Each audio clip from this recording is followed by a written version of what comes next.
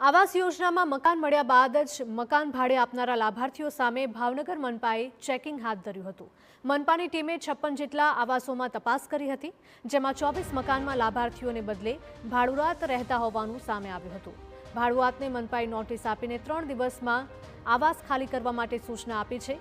જો 3 દિવસમાં મકાન ખાલી કરવામાં નહીં આવે તો આવાસ સીલ સુધીની કાર્યવાહી કરવામાં આવશે। અત્યાર સુધી 620 આવાસ મકાનોમાં તપાસ કરતા 248 આવાસોમાં ભાડુઆત મળી આવેલા છે, જેમાંથી 72 આવાસને સીલ કરવામાં આવેલા છે અને 152 આવાસને ખાલી કરાવવામાં આવ્યા છે।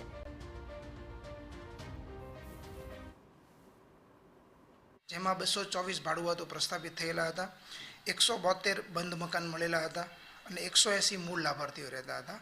જેમાં એ લોકોને નોટિસ આપતા 3 દિવસની નોટિસ આપેલી। એમાં એમના દ્વારા જે મકાનો ખાલી કર્યા એમાં 152 મકાનો ખાલી કરેલા છે અને એમને બાંહેધરી પણ આપેલી છે કે હવે અમે ભાડું મકાન નહીં આપીએ, પરંતુ 72 મકાનો જે ખાલી નથી કરેલા એમને અમે સીલ પણ મારેલા છે।